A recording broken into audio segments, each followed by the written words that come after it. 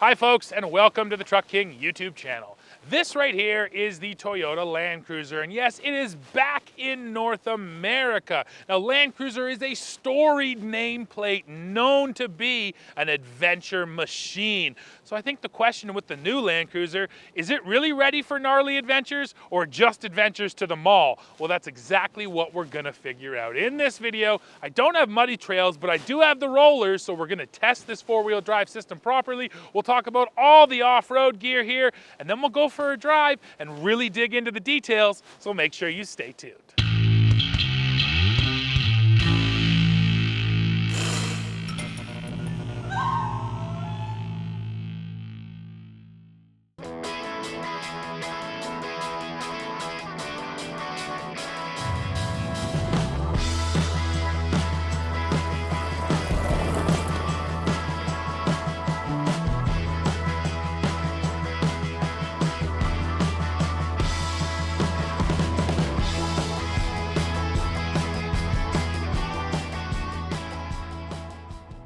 Let's start with the walk around. So powering this Land Cruiser, and actually powering all trims of Land Cruiser, is a 2.4 liter four-cylinder turbocharged engine mated to a hybrid setup that uses a 1.87 kilowatt hour battery pack. Total system output here, 326 horsepower and 465 pound-feet of torque, sent through an 8-speed automatic and full-time four-wheel drive.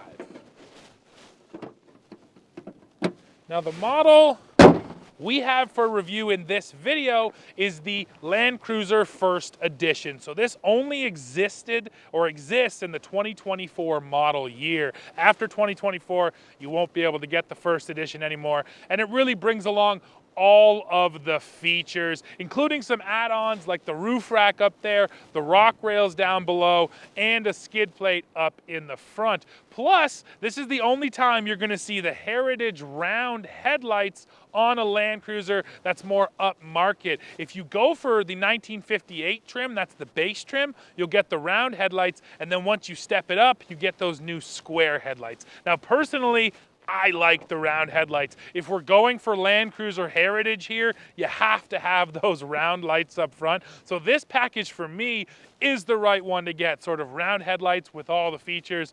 But you know what? Why don't you just drop in the comments right now? You can see them both here. What do you think? Land Cruiser with round headlights or those new square headlights? For rubber here, we get a set of Michelin LTX trails. Not super aggressive, but definitely a step up from your standard street tire. They're wrapped around a set of 18-inch alloy wheels. These are also unique to First Edition. And you can see just behind, we also get some cool looking mud flaps down there.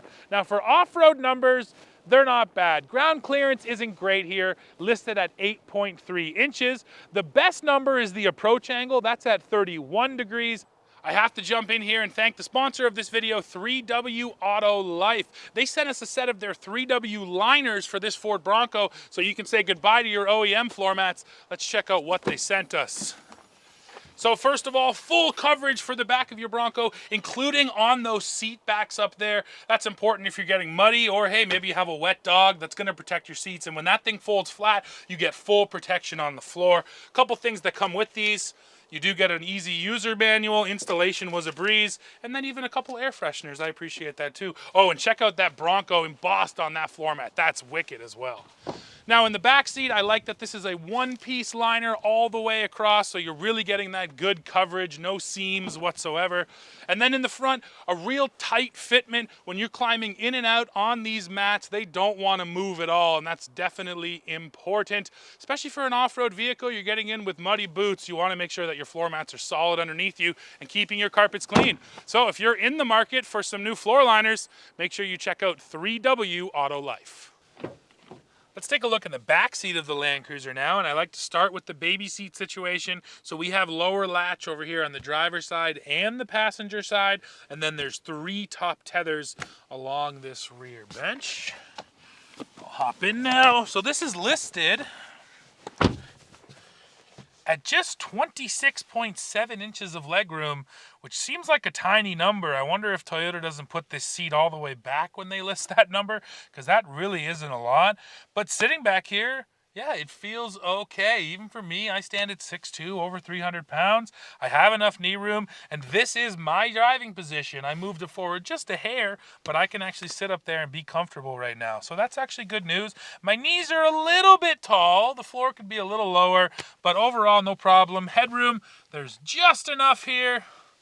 So yeah, I can't really complain. It's not a massive spacious back seat, but it's not bad. And one point to note, in worldwide markets, this Land Cruiser 250, as it's known, it does have a third row, but in North America, you cannot get a third row. Now, the other thing I want to do while I'm back here, talk about amenities. We do get a couple of USB-C ports and a 12-volt plug, and I got my own controls there for the HVAC, which is cool. No vents down below, but the rear passengers do get vents right up here, right in their face, basically. But yeah, nice to have the control of the HVAC as well. So yeah, as back seats go, this one's not bad. Let's take a closer look at the back end of this thing now. So first of all, the Land Cruiser still has the glass that opens separately. This is a nice feature just for reaching in, quickly accessing your things. Now let's take a look inside. So first of all, you're going to notice this thing. This is essentially just a load stopper, making sure that if you have stuff in there, if it tries to roll back, it's not going to escape on you. I'll take that down right now so you can see in to what is a truly massive storage space. I can just barely reach that seat, and I really got to lean in. So this is quite a bit of room back here. And I already mentioned, in other markets, this has a third row, but here you can't get it, so you always get this much storage. And there's quite a few little tricks here I can show you as well. So first of all, we fold this back, we pull up right there, and it reveals a little storage bin plus access to your tools, and they're hidden down under that floor. Then we go the other way, and we fold this guy forward, and you get this little storage bin right at your rear end, plus a little one on the driver's side, and then the exact same little one over here on the passenger side. So a lot of little nooks and crannies to stash your stuff, and with an adventure type vehicle, I think that's important, and you'll probably end up using them all. So yeah, I really like the cargo area here on this Land Cruiser. And then the last thing you got to notice too, a 2400 watt plug. So you're getting some real legitimate power at the back end of this thing. So if you're just hanging out camping or something, you can power your stuff.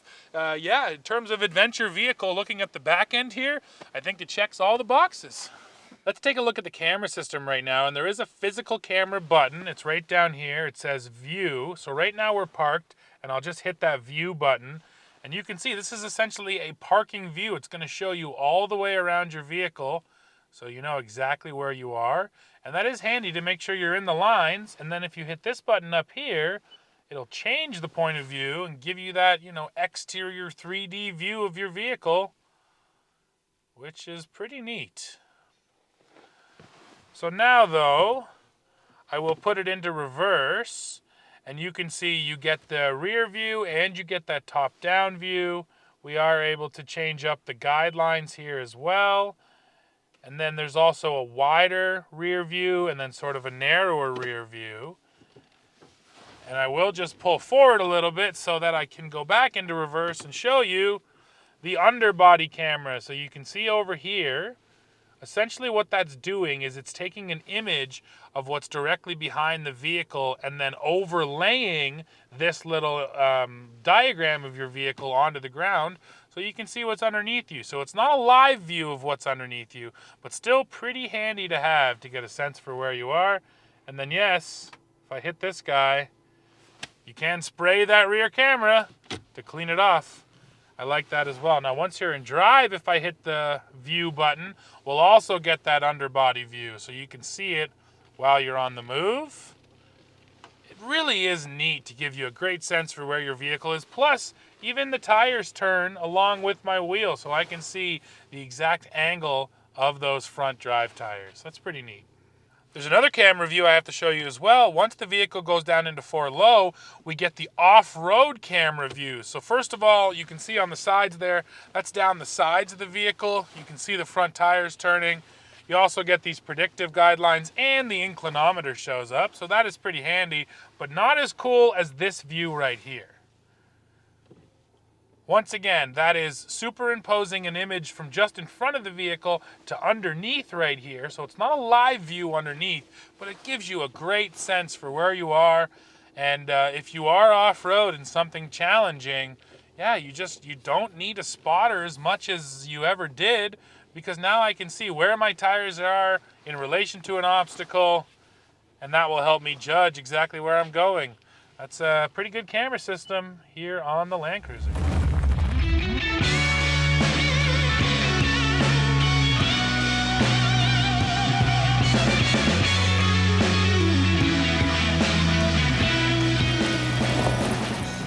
And now, folks, we're out here driving this Land Cruiser. We're starting on some rough gravel and dirt roads.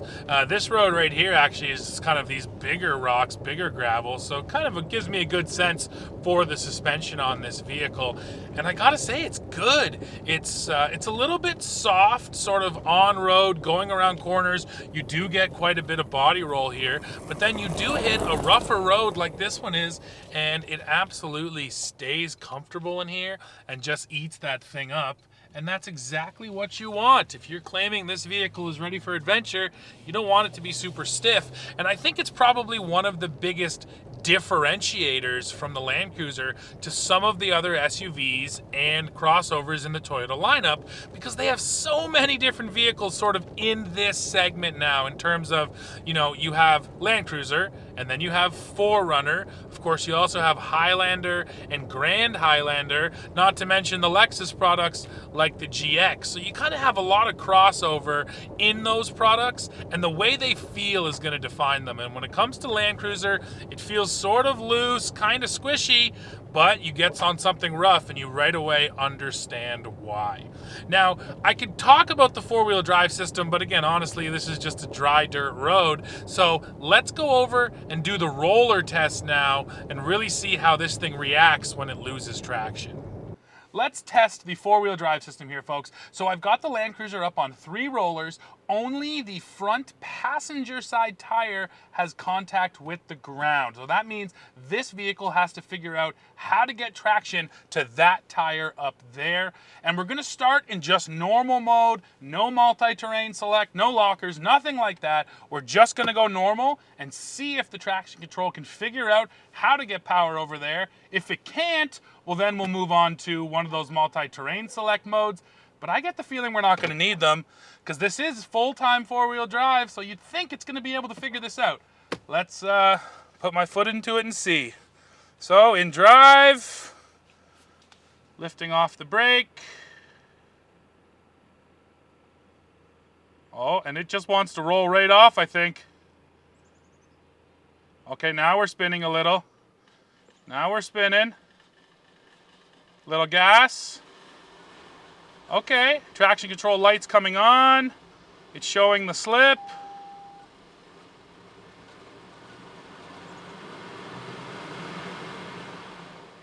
Well, folks, it seems I was wrong. Wow, okay, well, there you go. In normal mode, it doesn't know how to get power to that front passenger. So let's try multi-terrain select now. We're going to put it in just auto mode. Multi-terrain select is now on in auto mode. Let's see if that makes the difference. Here we go.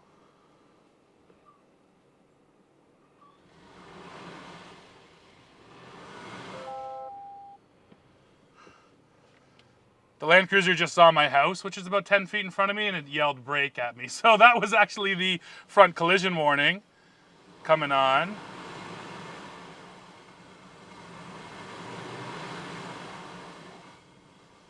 Wow, it cannot figure this out, folks. Okay, so let's come off auto mode. Let's put it into dirt. Okay, so now we're multi-terrain select dirt mode. Let's see what happens now.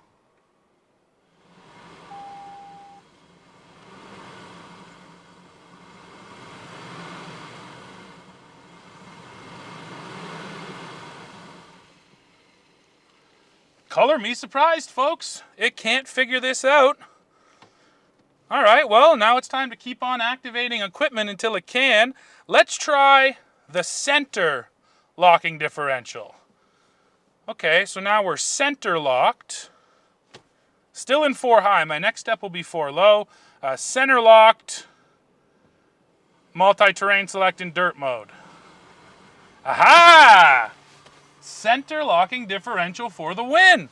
So it's nice to have that locker. That just means that it's splitting power 50-50 front to rear. And obviously that meant that more power was going to the front, allowing the traction control to do its job and transfer the power over to that passenger side. So that center locker definitely makes a difference, but I will admit I was surprised. Usually a lot of vehicles today can just use their traction control systems, brake-based traction control systems, to get us off the rollers. The Land Cruiser couldn't quite do it, so it's nice to know we have those lockers in case you need them, because they definitely do make a difference. Let's talk about the power now. Just merging onto a highway here, put my foot into it.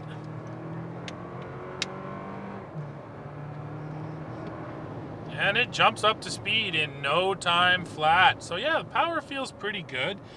I think though, my only kind of issue with it is the way it's delivered isn't super smooth, and I think it's just the nature of it being both a hybrid and turbocharged.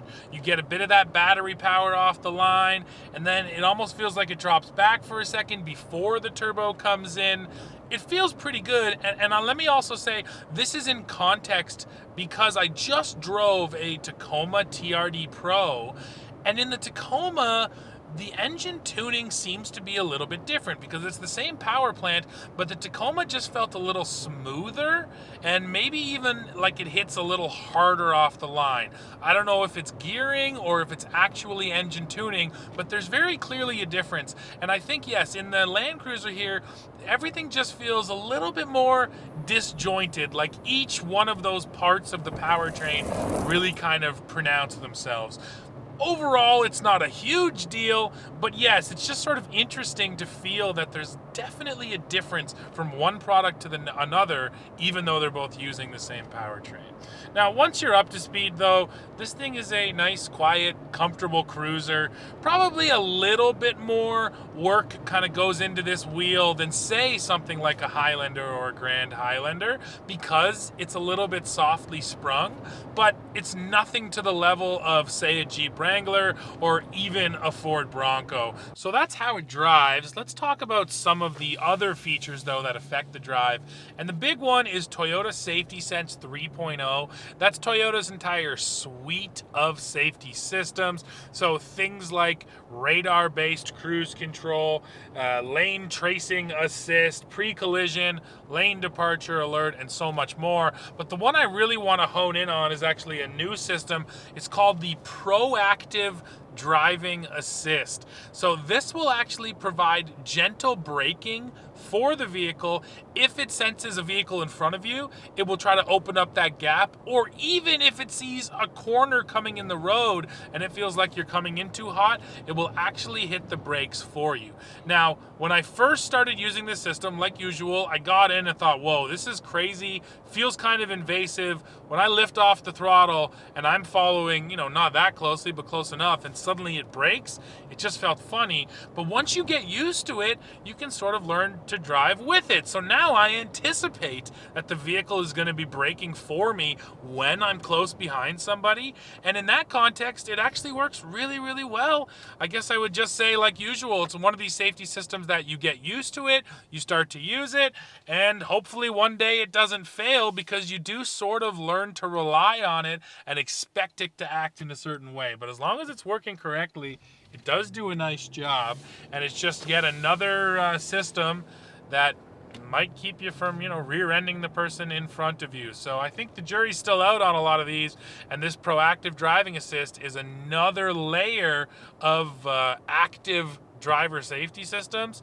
But overall, I do like it. And I think maybe the other thing I should mention is it never slams on the brakes. When it says gentle braking, I will back it up. It's always gentle, gradual braking, and that helps too. You wouldn't want it to just suddenly really mash on those brakes, because that's even more intrusive to the drive. Now, beyond that, everything else in here is thoroughly modern. We have a head-up display. I have a fully digital gauge cluster in front of me.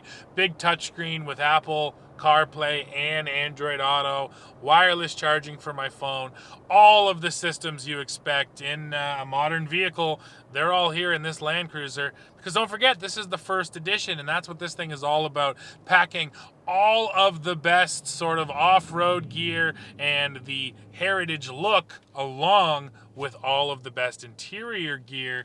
But now we do have to get to maybe the most important part of the video, like usual, and that is the price. So the first edition is basically already spoken for, but I still have to list the price for it. Here in Canada, this first edition sells for over $90,000.